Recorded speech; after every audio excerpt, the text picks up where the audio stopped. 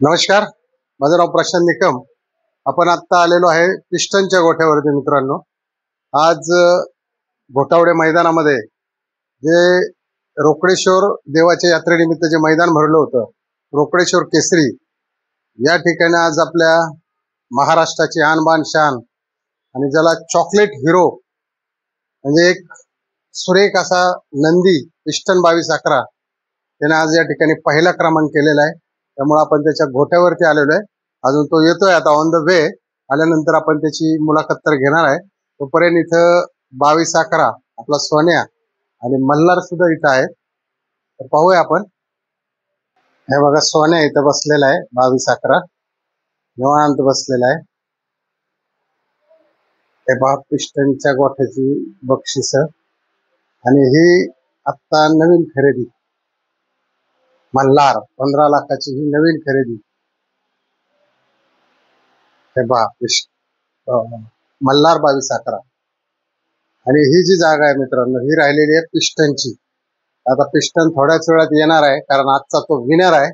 आपण त्याला आज खास भेट द्यायला या ठिकाणी आलेलो आहे बाप्पूंच्या गोठ्यावरती. पिस्टन आल्यानंतर आपण या ठिकाणी सविस्तर मुलाखत घेणार आहे. बघा मित्रांनो, आता पिस्टन आलेला आहे आपला वाघ. पाहूया, चला तिकडेच आपण गाडीकडेच जाऊया.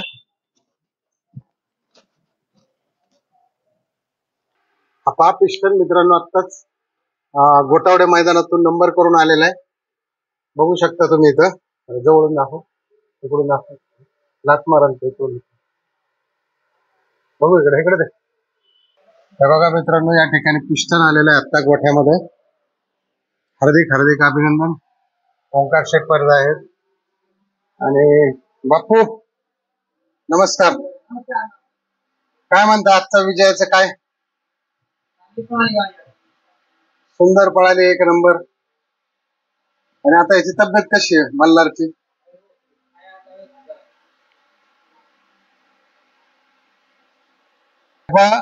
आज या ठिकाणी जगदीश बाप्पू पण आहेत आणि आपले बाप्पू आंबेकर सुद्धा या ठिकाणी आहेत. बाप्पू, आज हा पायरा कसा झाला आपला पिस्टनचा आणि आदतचा? आणि आदतचा पायरा केला वडकीचे. गाडी गटाला कशी पळाली आणि किती नंबर गटामध्ये पळाली गाडी? गाडी 6व्या गटात पळाली. कशी पळाली गाडी गटाला? गटाला मीडियमच पळाली ती गाडी. आणि सेमीला? सेमीला चांगली पळाली. आता फायनलला बघा, बकासूर एक होता, त्यानंतर लक्ष होता, गोटावडेकरांचा लक्ष होता. हो. त्याच्यानंतर अमोल दादाचा हरण्या होता. त्याच्यानंतर अजून भाऊधनकरांचा लक्ष पण होता. म्हणजे सगळ्या टॉपच्याच गाड्या होत्या. पण यामध्ये मात्र पिस्टननी जी काटाकीर लढत झाली, त्याबद्दल काय म्हणताल बाप्पू? फायनल बद्दल? फायनलला बैल लईच पळाला, म्हणजे जबरदस्त या ठिकाणी त्यांनी जबरदस्त बैलांनी शेवटपर्यंत एकदम काटाकीर लढत झाली. तळापासून तर शेवटपर्यंत बैल पळाला. आणि पिस्टनला मला वाटतं बऱ्याच दिवसातून गुलाल मिळालेला आहे. हा, आता चालू मध्ये 1 नंबरचा गुलाल आज भेटला. आणि दुधोंडी पण राहिला होता, दुधोंडी मध्ये पण राहिला होता 7व्या क्रमांकाला. आज तर काय 1 नंबर केलेला. 1,50,000 ऊन लई जास्त सहन होत नाही, काल पाऊस पडला त्यामुळे बैल आज मनापासून पळाला. म्हणजे वातावरणामध्ये जरा कमी टेम्परेचर होतं, त्याच्यामुळे टेम्परेचर जास्त बैलाला चालत नाही. आता बाप्पू, याला किती मोठे मोठे मान आहेत, म्हणजे पदक आहेत, महाराष्ट्र केसरी किंवा असे काय कुठले कुठले मान आहेत त्याला? 2-3 वेळा हिंद केसरी झालाय तो. आदत मध्ये पण लय पळाला. बरं बाप्पू, आता दुसरं एक सांगा की नेहमीच पिस्टनच्या गटाला किंवा सेमीला किंवा फायनलला बकासूरची गाडी लागतेच लागते, याचं काय वैशिष्ट्य आहे? नाही, असं काय नाही. ते मोहिल खेळतन ओमकारचं एकदम घरातलं संबंध आहेत. हो. पण लोक ते युट्यूबवर याच्यावरती दुश्मनी पैदा करतात. ऍक्च्युली ओमकार कमेंट मुळे होतं गोंधळ. ऍक्च्युली दोघा जण एकदम घरातल्या भावासारखे वागतात ते. आणि आज ड्रायव्हर पण आपले सनी ड्रायव्हर काय दिसले नाही. सनील थोडं काम होतं घरी आज, त्यामुळं समीरांना म्हणले मी आणतो गाडी. समीर अण्णाची गाडी कशी चालवणं? चांगली चालवतो. आज नंबरातच गाडी घेतली त्यांचे. कॉकटेल म्हणजे ऍक्च्युली हा कॉकटेल त्यांनी कधी घेतलेला आहे? काय आदत आहे ना? आदत.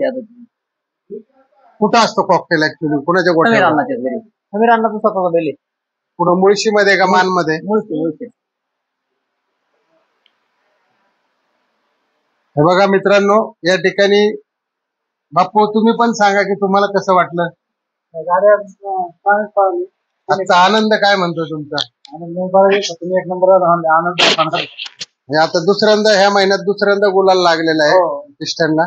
पिस्टनला तसं बैलगाडा क्षेत्रातील हिरोच म्हणतात, एक चॉकलेट हिरोच आहे तो. दिसायला एकदम देखणा असा बैल आहे, सुंदर असा नंदी येतो आणि त्याचा पळ सुद्धा मित्रांनो खूप जबरदस्त आहे. आणि आता पिस्टन कुठंतरी पुन्हा एकदा पिस्टनने जोरात या ठिकाणी कमबॅक केलेला आहे. इकडे सोन्या 22-11, इकडे पिस्टन आणि तिकडे मल्हार. बापू पिस्टनला पण कुठल्या तरी मैदानात काय लागलं होतं का? हो लागलं होतं मैदानात पाहायला. आता काय बरं आहे का? हो बरं आहे. कुठल्या पलीकडच्या पायाला लागलं होतं का? पण आज त्याने नंबर केला आणि आज साध्य सिद्ध करून दाखवलं त्याने. आणि आज सगळ्या मोठ्या टॉपच्या नंदीमध्ये पळाला तो. त्याच्यामुळे पिस्टनचं तर खूप खूप हार्दिक अभिनंदनच आहे. आता याच्या पुढचं काय नियोजन आहे, कुठं पळणार आहे काय पिस्टन?